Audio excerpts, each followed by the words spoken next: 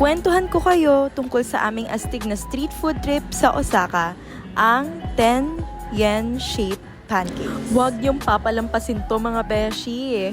Kasi meron to mga wild flavors like chocolate, custard cream, at ang totoong MVP which is yung mozzarella cheese. Nakakita kami nito sa malapit sa Osaka Castle pero mahanap mo to kung san-san sa Japan dahil street food royalty ito.